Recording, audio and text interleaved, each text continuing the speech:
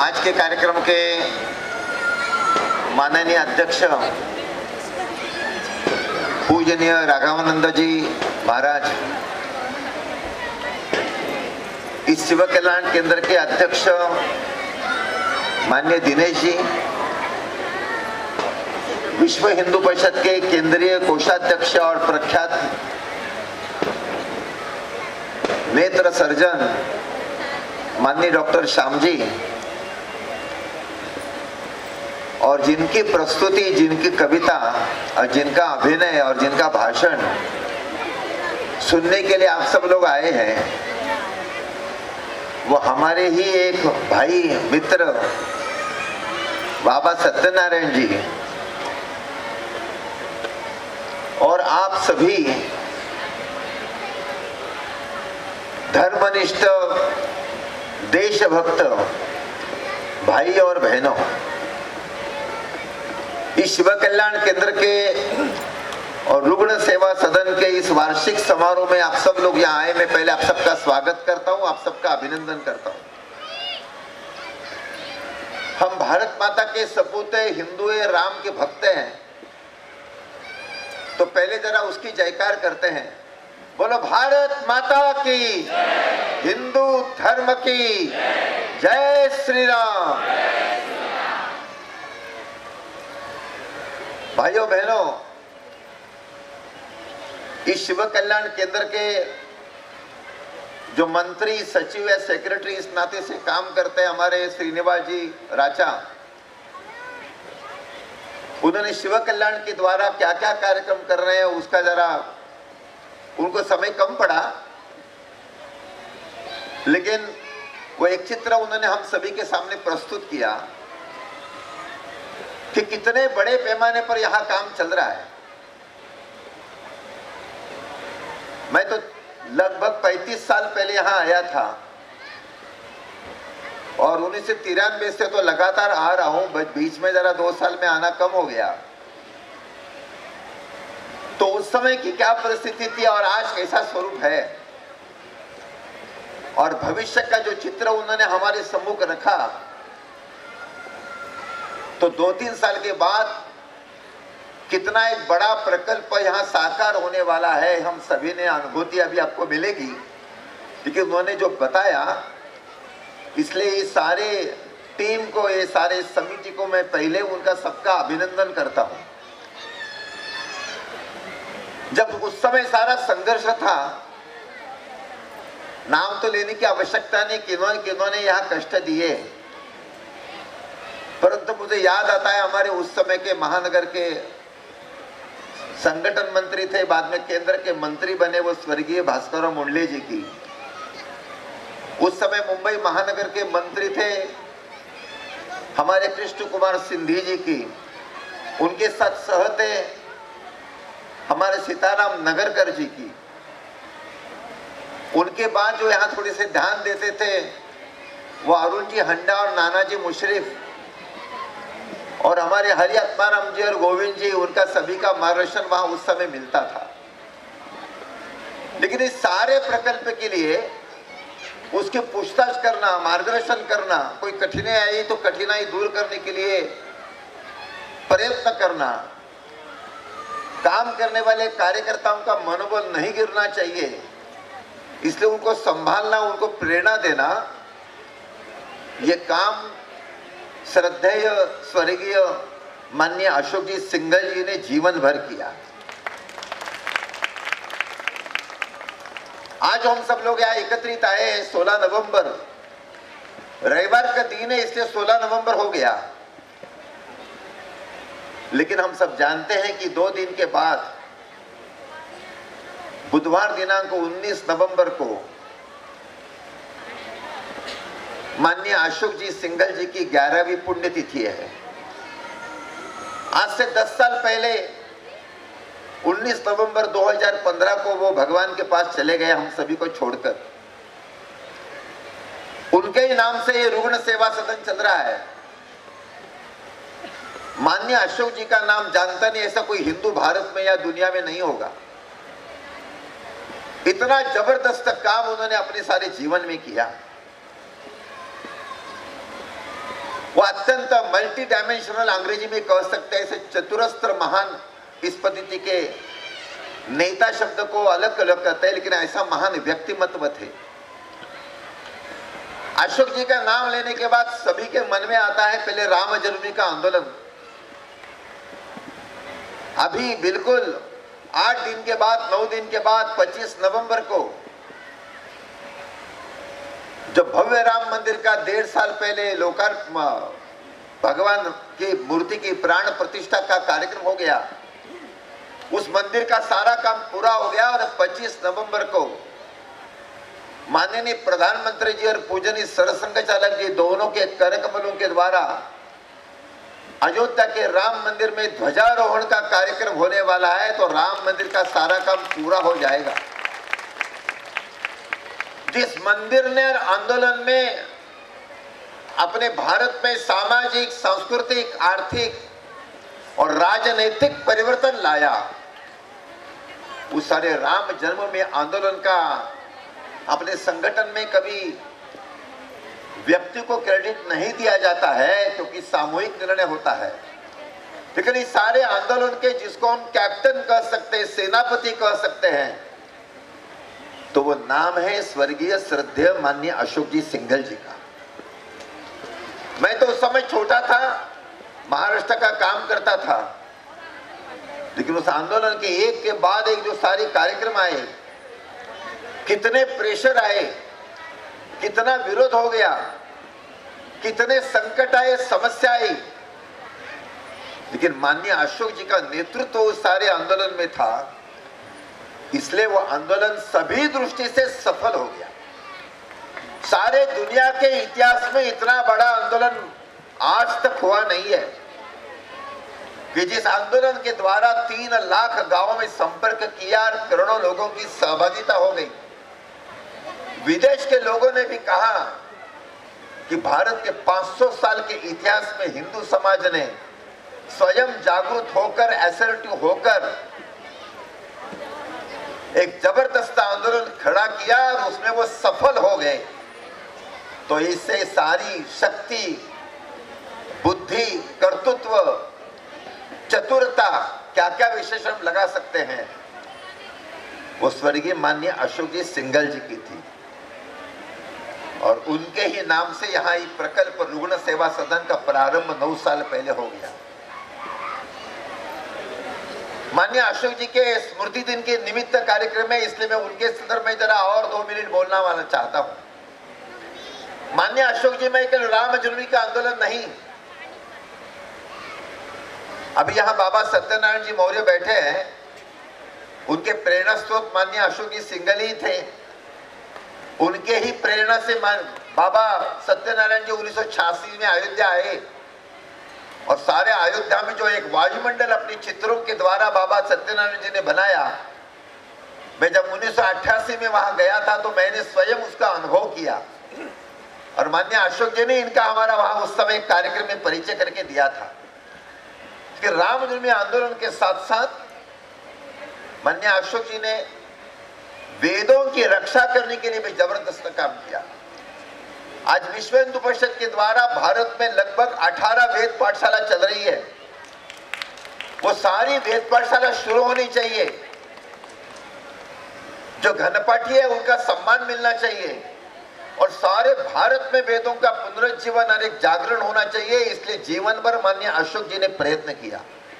उनके ही प्रयत्न से एक विश्व वेद संस्कृत सम्मेलन पहले प्रयाग में और बाद में दिल्ली में माननीय अशोक जी के कारण ही संपन्न हो पाया।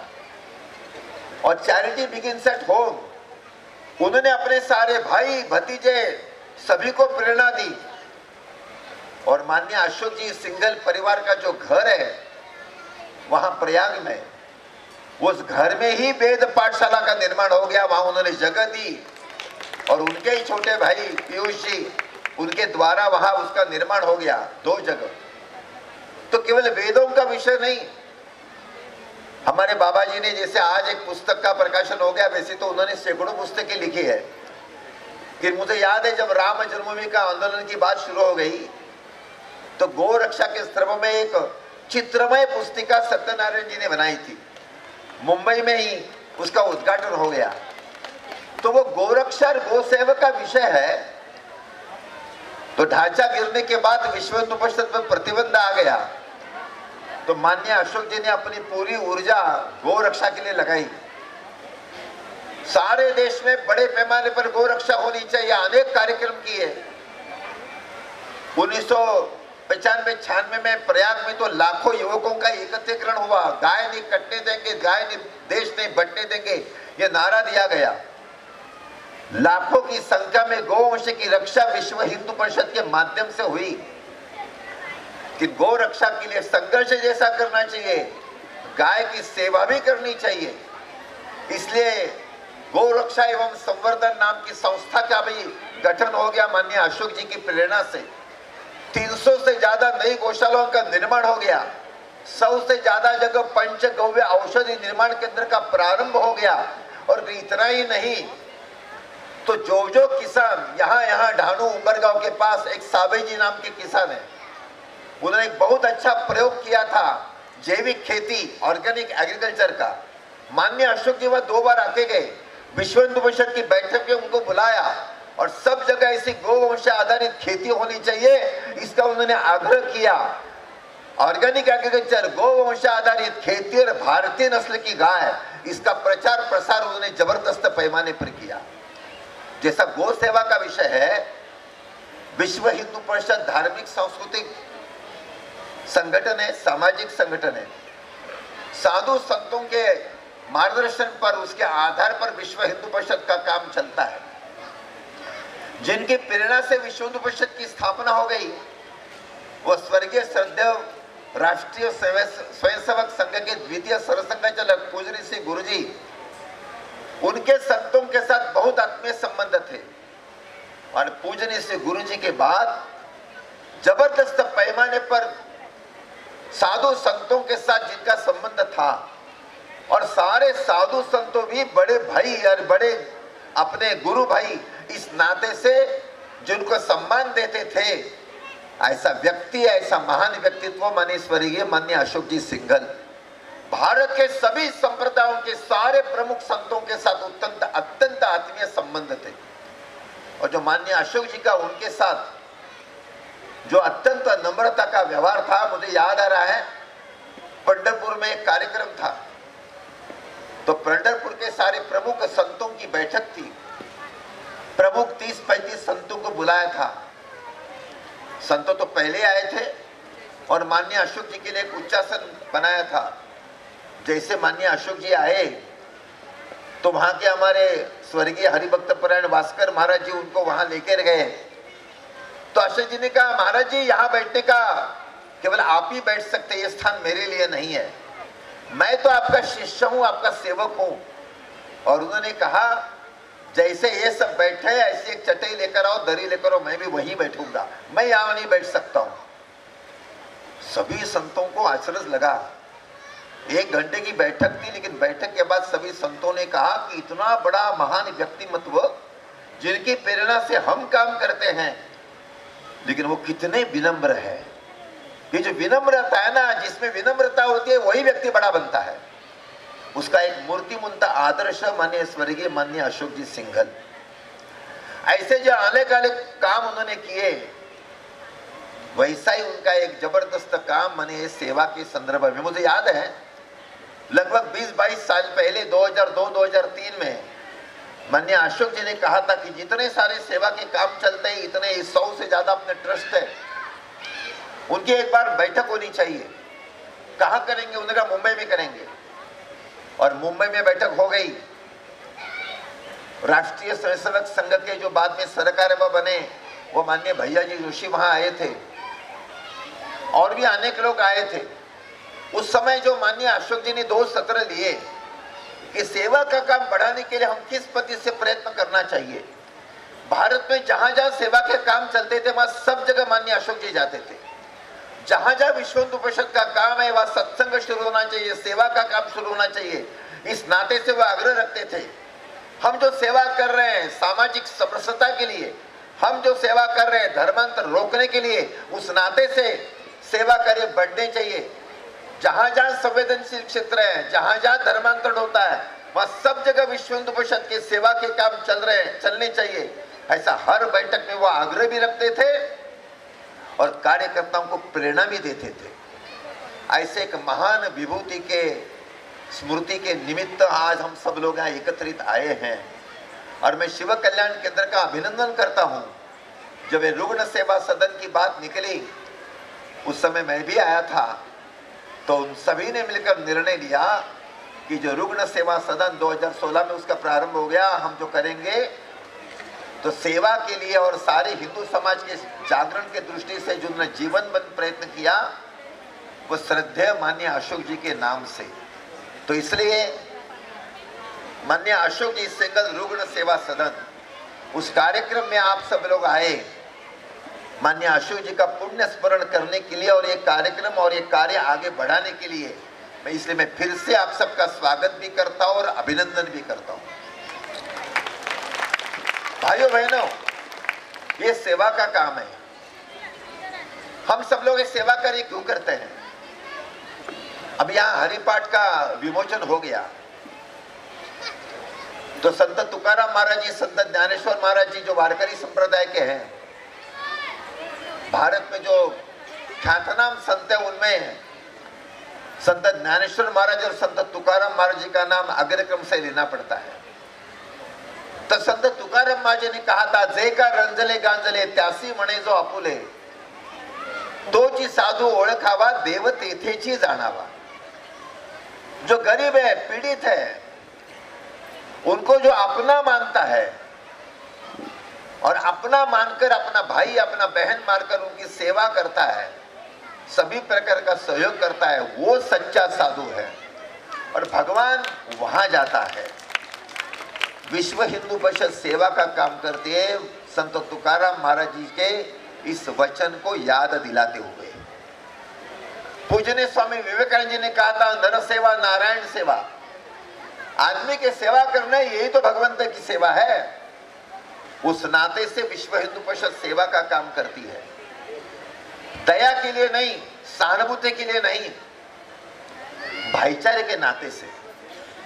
अगर अपनी छोटी बहन है, यहाँ एक अभ्यासिका चलती है विश्व हिंदू परिषद के द्वारा, मान लो अपनी छोटी बहन है, वो अंग्रेजी में फेल हो गई, मैं उसका बड़ा भाई हूं तो मुझे लगता है मुझे तो अंग्रेजी में फर्स्ट क्लास मिला और मेरी बहन तो फेल हो गई, तो मैं बहन को डांटता नहीं हूं, मैं कहता हूं चिंता मत करिए, तुम्हारा कोचिंग मैं करूंगा और मैं उससे 2-3 साल से बड़ा हूं। मेरी छोटी बहन को अंग्रेजी मैं पढ़ाता हूं और इतना अच्छी तरह से पढ़ाता हूं कि 6 महीने के बाद जो एग्जाम होती है उस समय मेरी बहन भी फर्स्ट क्लास में अंग्रेजी में पास होती है।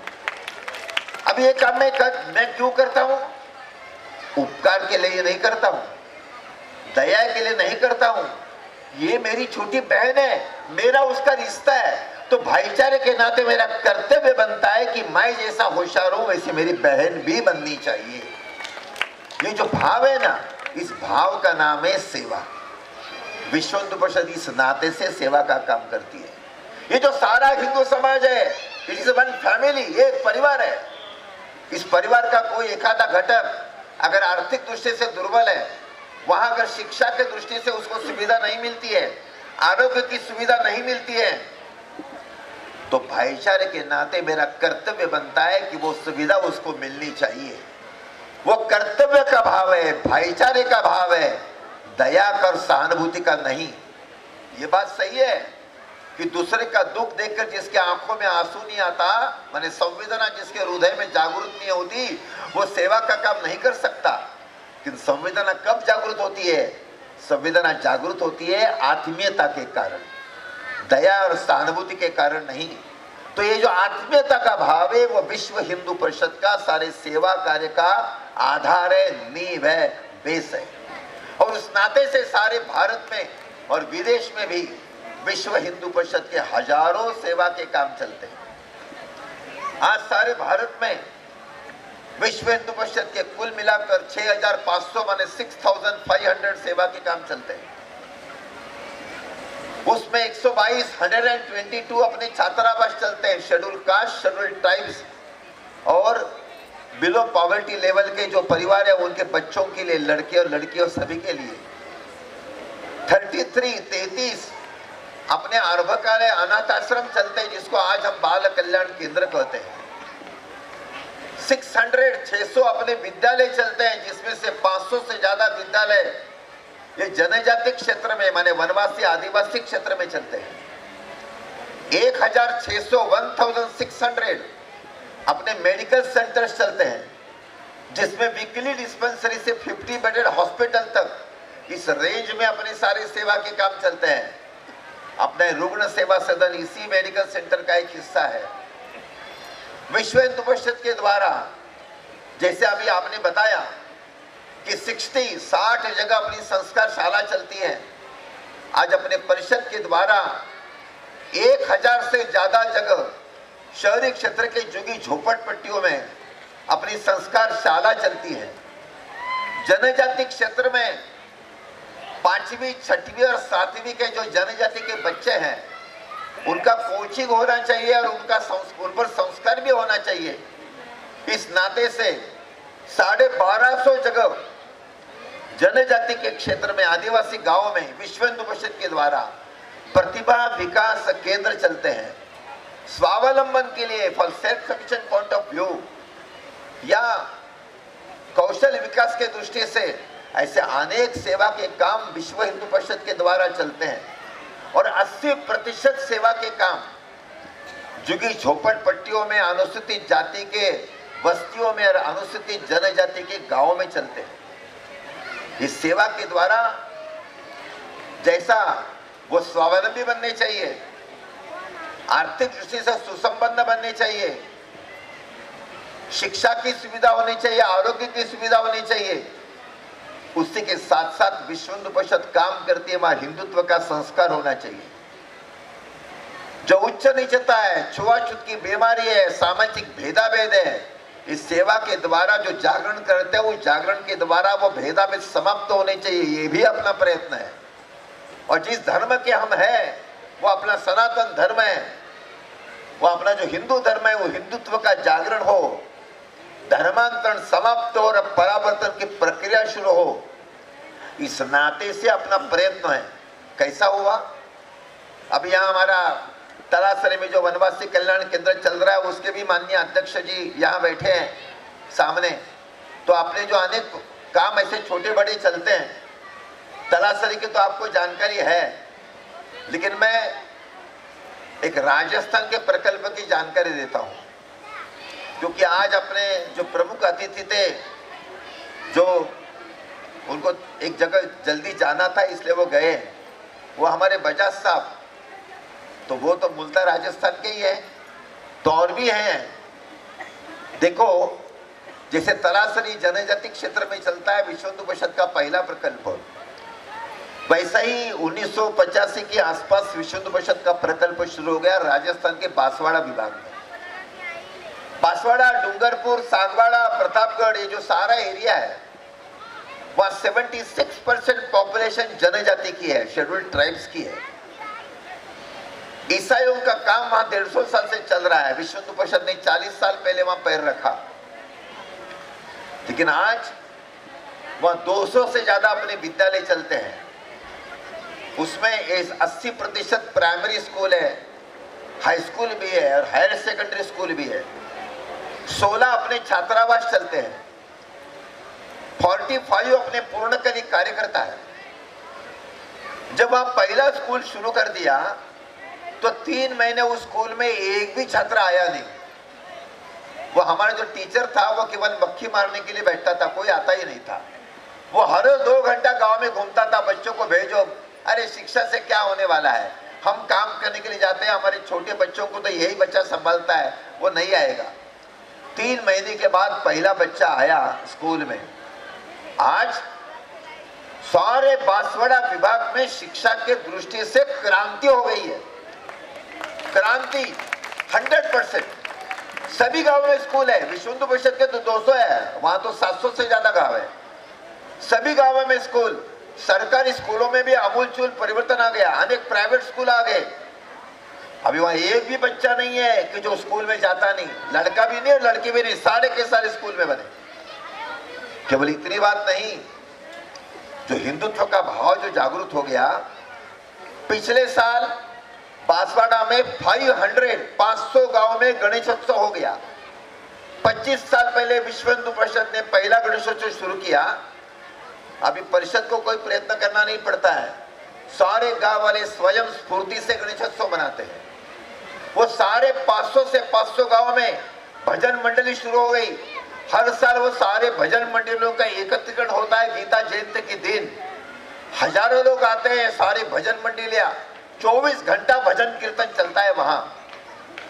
लेकिन भाइयों बहनों, शिक्षा की तो सुविधा हो गई, धर्म का तो संस्कार बड़े पैमाने पर हो गया, लेकिन और एक क्रांतिकारी परिवर्तन आ गया। 150 साल पहले वहां ईसाइयों ने काम शुरू कर दिया था। उनके भी स्कूल थे, उनके भी हॉस्टल थे, उनका भी अस्पताल है, अनेक चर्चेस है, उनके 100 से ज्यादा वहां पूर्णकालिक मिशनरीज और नन्स काम करते हैं। बहुत बड़ी संख्या में वहां कन्वर्जन होता था, धर्मांतरण होता था। लेकिन अपना काम शुरू होने के बाद मैं बिल्कुल स्वाभिमान से और गर्व से कहता हूं, 2007 के बाद इन द लास्ट 18 ईयर्स, पिछले 18 साल में बांसवाड़ा में एक भी हिंदू ईसाई नहीं बना, बल्कि 52,000 ईसाई हिंदू धर्म में वापस आ गए। विश्व हिंदू परिषद जो सेवा का काम करती है, वो सेवा के साथ साथ संस्कार भी करती है और संस्कार के साथ साथ जागरण भी करती है। और इसी पद्धति से काम सारे भारत में जहां जहां अपने विश्व हिंदू परिषद के काम चल रहे हैं, वह सब जगह होते हैं। शिव कल्याण केंद्र का जब काम शुरू हो गया, आपने बताया 84-85 में ये जगह हमें मिली। बहुत संकट थे, आने को उस समय के स्मगलर्स वगैरह वो सभी लोग, चलो नाम लेने की आवश्यकता नहीं, बहुत कष्ट देते थे, लेकिन अपने कार्यकर्ताओं ने संघर्ष किया, टिके रहे। और ये जो सारा काम जो इन्होंने सारा वर्णन किया श्रीनिवास जी ने, मैं भी 2 साल के बाद सब सुन रहा था, मुझे भी बहुत आनंद हो गया कि कितने बड़े पैमाने पर काम चल रहे हैं। हम आए तो जो स्वागत पहला गीत जो गाया, वो हमारी संस्कार शाला की जारी जो शिक्षिका है 60, उन्होंने कितने अच्छे ढंग से वो गीत प्रस्तुत किया। और ये जो अभी द्विमासिक पत्रिका निकली, मैं वो पढ़ रहा था, वह एक छोटे बच्चे का उदाहरण दिया उन्होंने, विघ्नेश उसका नाम है, आप भी सब पढ़ेंगे। संस्कार शाला के माध्यम से कैसा संस्कार होता है उसका वर्णन है कि कैसे एक बैग मिली, बैग में कुछ वस्तु थी, इसने ली नहीं, तो उसको याद आया कि अपनी संस्कार शिला की शिक्षिका ने बताया था कि चोरी कभी करना नहीं, दूसरे की चीज को हाथ लगाना नहीं, अगर है तो अपने माँ बाप को बताना या पुलिस वालों को बताना। उसने वो बैग पुलिस स्टेशन में दी, पुलिस वालों ने उसको उसकी पीठ थपथपाई, और ये संस्कार कहाँ से मिला? तो उसने कहा शिव कल्याण केंद्र का जो संस्कार शाला चलती है उसके कारण में हुआ। पहले वो कैसा था उसका भी वर्णन है, वो मैं नहीं करना चाहता हूं। कितना क्रांतिकारक बदल हो गया। संस्कार शाला में संस्कार भी होता है और कोचिंग भी होता है। इसके नाम है संस्कार और शाला। शाला में शिक्षा मिलती है और संस्कार भी होता है, ये काम होता है। यह अभ्यासिका चलती है। झुग्गी झोपड़पट्टी के बच्चे घर में कहाँ पढ़ाई करेंगे? उनकी पढ़ाई की व्यवस्था होनी चाहिए। सिलाई प्रशिक्षण केंद्र चलता है, उन्होंने सारा वर्णन किया। और उसके कारण जो बात है बस्ती विकास की, ये जो सारी बस्तियां यहाँ के आसपास की, जहाँ सैकड़ों हजारों घर हैं, उन्होंने अपेक्षा व्यक्त की, लेकिन बहुत अच्छे ढंग से वहाँ परिवर्तन आ गया है। राष्ट्र भक्ति का, धर्म भक्ति का, धर्मनिष्ठा का वायुमंडल निर्माण हो गया है। मैं इनका अभिनंदन करता हूँ। लेकिन शिव कल्याण केंद्र की जो ज्यादा ख्याति जो हो गई है, नाराज मत होना, वो रुग्ण सेवा सदन के कारण हुई है। मैं हर 2 महीने में 3 महीने में एक बार मैं असम में जाता हूँ, ओडिशा में जाता हूँ, और यहाँ जब मैं आता हूँ, अनेक बार आया हूँ, यहाँ सबसे ज्यादा जो पेशेंट है कैंसर के, वो बंगाल के ही है, अभी भी ऐसा ही है ना, बंगाल के और उड़ीसा के ज्यादा है। मुंबई में कैंसर कितना जबरदस्त है, भारत में बहुत बड़ी संख्या में कैंसर के रुग्ण बढ़ रहे हैं, कैंसर की बीमारी बढ़ रही है। और टाटा हॉस्पिटल का जो नाम है वो तो सारी दुनिया में है, सारा भारत यहां आता है। तो उस समय बात निकली कि भाई अपने बाकी तो काम चल रहे हैं, और इसलिए 9 साल पहले रुग्ण सेवा सदन शुरू हो गया और कितना जबरदस्त पैमाने पर बढ़ गया। अभी कैंसर के रुग्ण बढ़ गए, कोई अच्छी बात नहीं है। मैंने कैंसरों की सेवा करने की आवश्यकता न पड़े ये स्थिति आनी चाहिए। माने क्या, कैंसर समाप्त होना चाहिए, सारे लोग निरोगी बनने चाहिए, ये तो अपना हेतु है। लेकिन बीमारी तो है, तो उस बीमारों की सेवा करनी चाहिए अच्छे ढंग से। इस रुग्ण सेवा सदन के कारण सारे भारत में शिव कल्याण केंद्र सारे लोगों को मालूम हो गया है, बहुत अच्छा काम कर रहा है। और आगे हम क्या क्या करेंगे इसका भी चित्र श्रीनिवास जी ने हमारे सामने प्रस्तुत किया। आप सब लोग यहाँ आए, आप में से कुछ लोग यहाँ रहते हैं, कुछ लोग कुछ न कुछ अपनी सेवा देते हैं, कुछ लोग तन से, मन से और धन से कुछ न कुछ योगदान करते हैं। ऐसे सभी प्रकार के आप हैं, लेकिन शिव कल्याण केंद्र का काम और बढ़ने वाला है। 2 साल के बाद तो एक भव्य स्वरूप यहाँ आने वाला है, अनेक नए नए सेवा कार्य शुरू हो जाएंगे। आज जो चल रहे हैं वो भी बड़े पैमाने पर चलेंगे। और अगर यही परिसर नहीं, जैसे अभी उन्होंने बताया कि शिव कल्याण केंद्र से प्रेरणा लेकर नहीं, मैंने इन्होंने गोरेगांव में एक प्रकल्प शुरू किया। इनकी प्रेरणा से हमारे डॉक्टर श्याम अग्रवाल जी जिसके चेयरमैन है, वो हमारे नवचेतना चैरिटेबल ट्रस्ट, उन्होंने भी गोरेगांव पश्चिम में उसी पद्धति का एक शिक्षालय नाम का प्रकल्प शुरू किया। फिर वो जब आ गया तब वहाँ के आज मिनिस्टर भी आए थे, सवेरे वहाँ कार्यक्रम था, वहाँ में भी उपस्थित था। तो हमारे रामुका जी हमारे क्षेत्र के मंत्री है, लोग इनको हनुमान जी कहते हैं। तो उन्होंने वह घोषणा कर दी कि यहाँ तो नहीं, हमारी सभी की स्फूर्ति और प्रेरणा शिव कल्याण से मिलती है। तो मुंबई में सब जगह इस पद्धति के कोई न कोई छोटे बड़े काम शुरू होने चाहिए। इस नाते से उन्होंने भी सभी ने संकल्प किया, प्रेरणा यहाँ की है।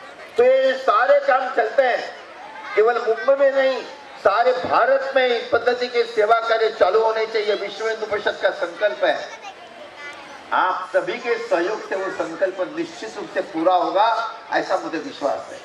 तो इसलिए तन से, मन से, धन से कार्यकर्ता बनकर, एक सहयोगी बनकर आप सब लोग इस प्रकल्प के में सहयोग करेंगे, ऐसा मैं विश्वास व्यक्त करता हूं और मेरे वाणी को भी विराम देता हूं। जय श्री राम।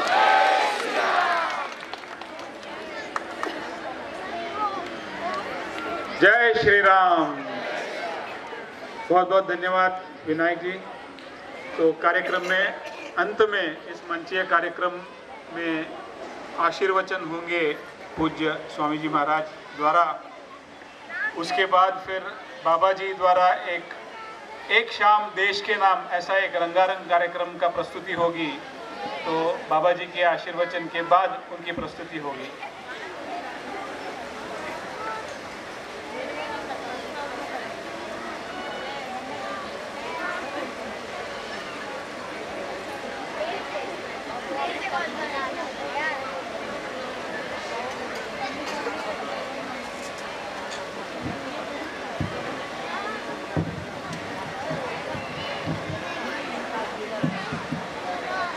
हरिओम।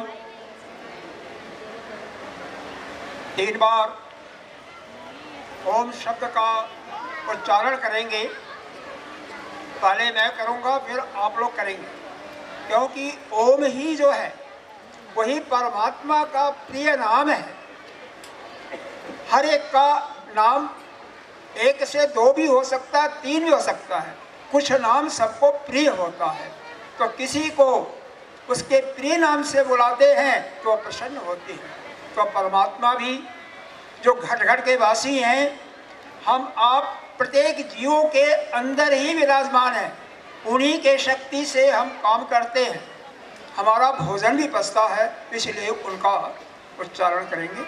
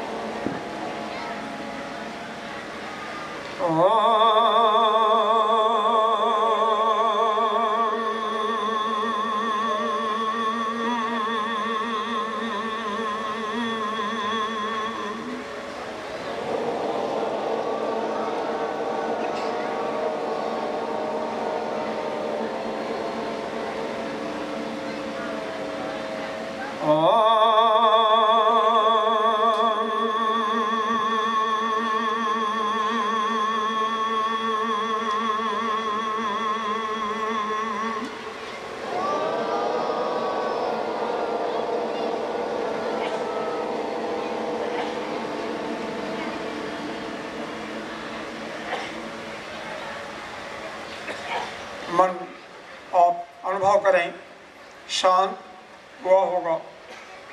जिनका बहुत ही चंचल मन है उनको 10 मिनट तक इस शब्द का उच्चारण करने से निश्चित रूप से शांति मिलती है, मन शांत हो जाता है। क्योंकि स्टार्ट करने के पहले मैं जरा गुरुदेव का ध्यान कर लूँ, फिर उसके बाद करता हूँ। गुरुर्ब्रह्मा गुरुर्विष्णु गुरुर्देवो महेश्वरः गुरुः साक्षात् परं ब्रह्म तस्मै श्री गुरुवे नमः। गजाननं भूतगणादिसेवितं कपित्थजम्बो फलचारुभक्षणम् उमासुतं शोकविनाशकारकं नमामि विघ्नेश्वर पादपङ्कजम्।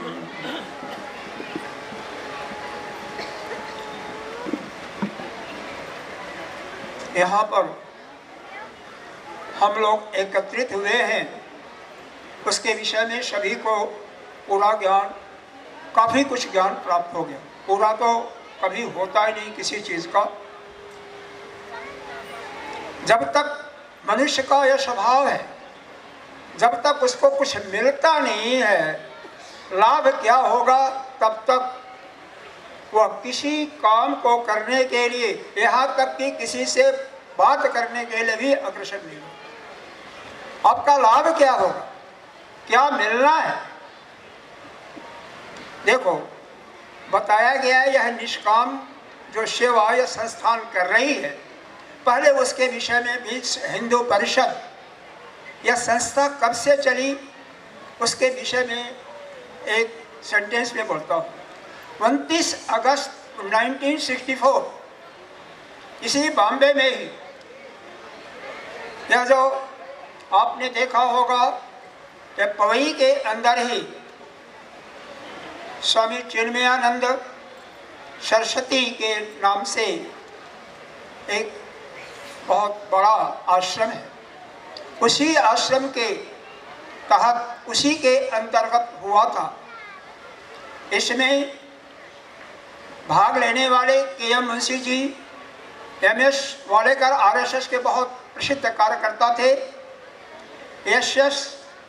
टालवे जी थे, टालवे जी क्या नाम है, ऐसे कुछ नाम है।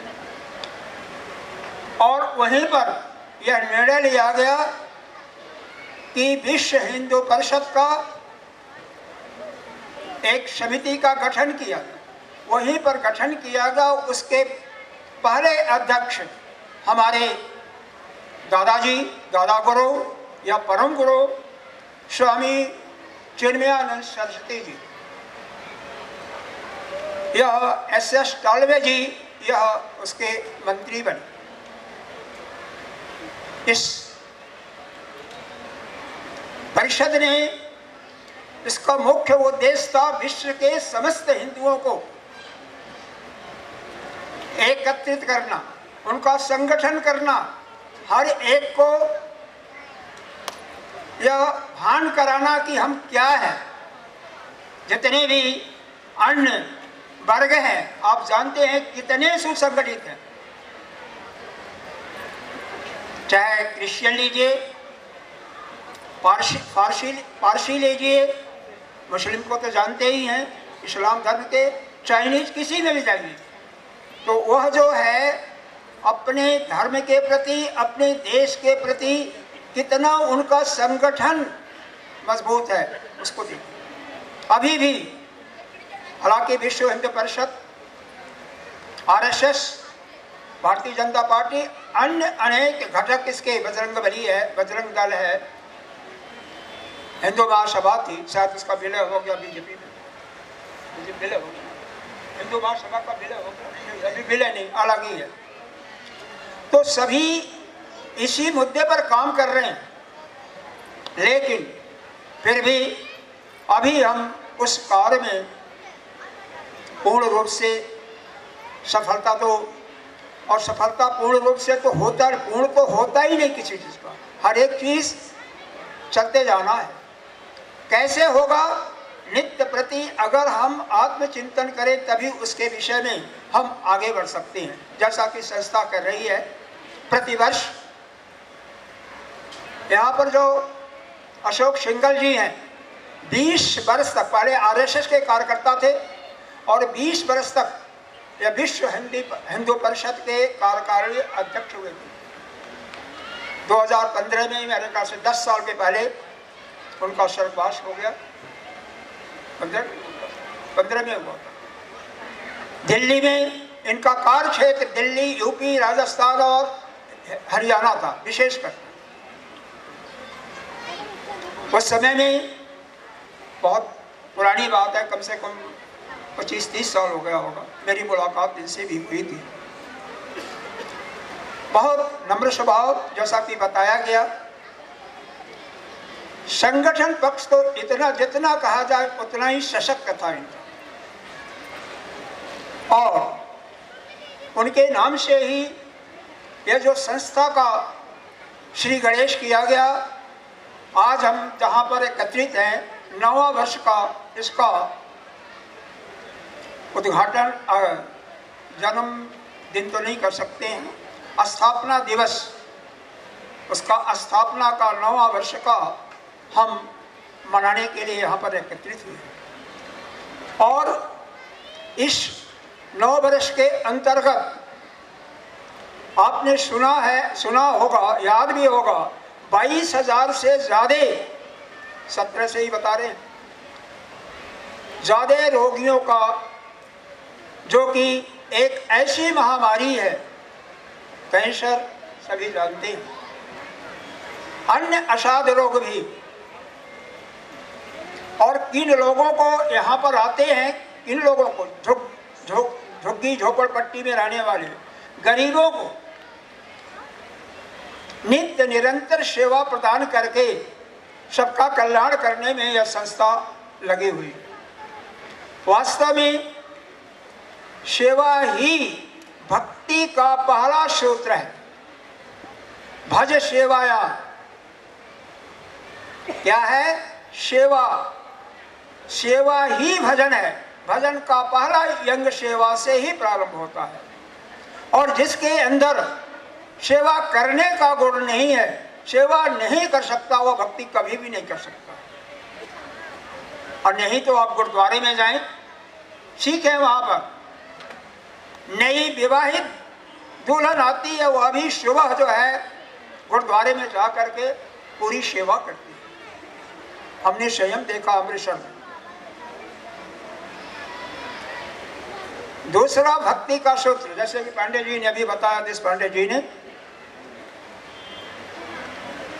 कि यह संस्था लोगों को भक्ति भी सिखा रही है। एवं यहाँ तक कि वेदाध्ययन की, वेद के पाठशालाओं की बात भी कहा था। तो भक्ति का दूसरा सूत्र है भज सेवायाम। अरे भज सेवायाम पहला, भजनात् भक्ति, यानी जाप करना, भजन करना, वही भक्ति है। दूसरा सूत्र किसके बाद? सेवा के बाद। और इसमें जब आप परिपक्वता के तरफ चलते हैं, आपका चित्त शांत हो जाता है, क्योंकि जो चंचल व्यक्ति होता है कभी आगे नहीं बढ़ सकता है। जिसका मन जितना ही स्थिर होगा, शांत होगा, वही आगे बढ़ता है। आप रिकॉर्ड देख लीजिए, जितने भी महान पुरुष हुए हैं उनका चित्त कितना शांत होता है, शांत था, मन में स्थिरता थी। क्योंकि यहाँ पर अनाथ बच्चों को जो आते हैं उनको माता के रूप में भी, पिता के रूप में, गुरु के रूप में, तीनों प्रकार से यह संस्थान सेवा दे रही है। क्योंकि संस्कार देने का कार्य किसका होता है? माँ का। और यहाँ पर माँ का भी सब बच्चों को संस्कार की भी शिक्षा दी जा रही है। अनुशासन देना किसका काम है? पिता का, वो भी दे रही है। ज्ञान देना गुरु का, वो तो दे ही रहे। तो अगर जो इन दोनों में आगे बढ़ा, सेवा में, भजन में यानी जप, तो क्या होगा? तीसरा भक्ति आता, भंजनात् भक्ति। यह हमारे अंदर जो ग्रंथियां पड़ी हुई, किसकी ग्रंथि? कर्ता, भोक्ता और ज्ञातापन की। वास्तव में हम बंधन में क्यों महसूस करते हैं? कार्य करता है शरीर आपका, इंद्रियां करती हैं। गीता जी में बताया गया है, प्रकृति क्रियमाणानि गुणैः कर्माणि सर्वशः अहंकार विमूढ़ात्मा कर्ता अहम इव बन्धति। कर्तापन का बोध कौन करता है? अभिमान कौन करता है? उसको कहते हैं जिसको ज्ञान नहीं है। क्योंकि करने वाली तो प्रकृति है, प्रकृति के गुण ही आपस में करते रहते हैं। आगे का श्लोक यही है, तत्त्ववित्त महाबाहो गुणा गुणेश वर्तन्ते, अपने गुण कर्म विभाग हो, गुणा गुणेश वर्तन्ते इति मत्वा न सज्जते। तीसरे अध्याय का श्लोक। तो गुण ही, प्रकृति के जो गुण हैं सत्व रज तम, वही आपस में कार्य करते हैं। आप काम करने वाले नहीं हैं, आप ये शरीर नहीं हो। आप तो इसके अंदर बैठे हुए क्या हो? आप तो वही नित्य शुद्ध बुद्ध मुक्त परमात्मा स्वरूप ही, परमात्मा ही, उसमें कोई दिक्कत नहीं। लेकिन हमारे ऊपर पर्दा पड़ गया है, हम अपने को कर्ता मान लिए, भोक्ता मान लिए। भोक्ता अंतःकरण भोक्ता है। भूख प्यास किसको लगती है? प्राण को लगता है। प्राण का धर्म है भूख प्यास। तो आप प्राण तो नहीं है ना, ये तो सूक्ष्म शरीर का एक अंग है। लेकिन किसी चीज को भी खाया, ठीक है, बिना उसके आपका काम नहीं चलेगा, कीजिए, लेकिन उसका जैसा भी मिला वैसे ही आप एक्सेप्ट कीजिए ना। उसमें कड़वा है, तीता है, मीठा है, कसैला है, उसका क्या मतलब? आपको तो पेट भरना है ना, भर लीजिए बस। तो जहां गुण की बात आ जाती है वहीं पर हम भोक्ता बन जाते हैं कि हमने किया, अभिमान लाया तो कर्तापन का अभिमान हो गया। हमने जाना तो आपके ज्ञानेंद्रियों ने जाना, आपके श्रोत इंद्रिय ने जाना, चक्षु ने देखा, त्वक इंद्रिय ने स्पर्श का अनुभव किया, घ्राण इंद्रिय ने गंध का अनुभव किया, रसना इंद्रिय ने स्वाद का अनुभव किया। तो आप कहाँ जाने, आप तो अलग हो। लेकिन यह जो ग्रंथि बढ़ गई, यह ग्रंथि, यह भक्ति से क्या होता है? नष्ट हो जाती है, टूट जाती है। भंजनात् भक्ति, सारी ग्रंथियां आपकी नष्ट हो जाती है। फिर उसके बाद आप मुक्ति के तरफ आगे बढ़ सकते हैं।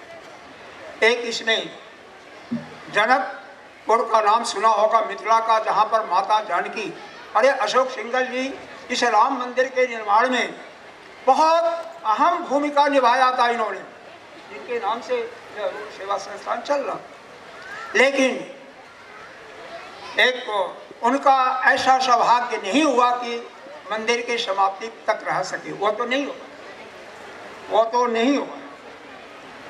चलिए, समय को देखते हुए हम यहीं पर 2 मिनट के अंदर इसको विराम देते हैं। तो याज्ञवल्क्य और गार्गी का संवाद हुआ जनकपुरी में, मिथिला में, जहाँ पर माता जानकी जी उत्पन्न हुई थी गुमजा। गार्गी बहुत बड़ी विद्वान थी, विदुषी थी। उसने एक प्रश्न किया कि कृपण कौन है। याज्ञवल्क्य महान ऋषि थे, ज्ञानी थे, उन्होंने इसका जवाब देते हैं बृहदारण्यकोपनिषद के अंदर कि जिसने अपने को जानने का प्रयास नहीं किया, अपने को जाना नहीं, वही कृपण है। भाई आप कौन है, कहां से आए हो, किसी को मालूम है? अगर जो जान गया, जो अपने स्वरूप में सिद्ध हो गया, वही कृपण नहीं है, बाकी सभी कृपण है। मनुष्य का जन्म क्यों मिलता है? बहुत बड़ा पूर्ण होता है तो मनुष्य योनि आपको मिलती है 84 लाख योनियों में से। और इस योनि का मूल आपका उद्देश्य यही होना चाहिए, हम अपने आप को जाने हम क्या हैं। और इसका माध्यम हमारे पूर्व जन्मों के संस्कार जब तक समाप्त नहीं होंगे, बल समाप्त नहीं होगा, हमारी बुद्धि आगे नहीं काम करेगी। इसलिए इसके पथ पर पहला ही काम है निष्काम कर्म, जिससे मल पुराने कर्मों का संस्कार समाप्त होता है। वेदों का पाठ, मंत्र और उच्चारण वह हालेलुया कर रहे हैं।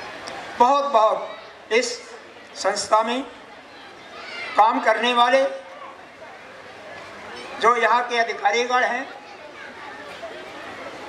मंच पर विराजमान सभी अतिथि, कईयों का नाम मैंने नोट किया है। बजाज जी, मौर्य जी, देश पांडे जी हमारे बगल में बैठे हुए हैं, नायडू जी शायद नहीं दिखाई दे रहे हैं, और रामचंद्र जी। तो सभी को बहुत बहुत हमारा आशीर्वाद।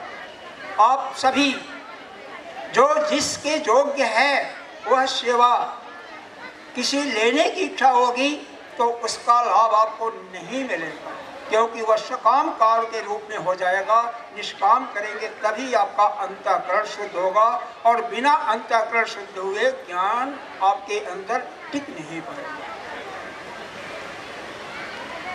इन्हीं शब्दों के साथ हमारे जो भी ऑर्गेनाइजर हैं विश्व परिषद के, सभी को बहुत बहुत आशीर्वाद।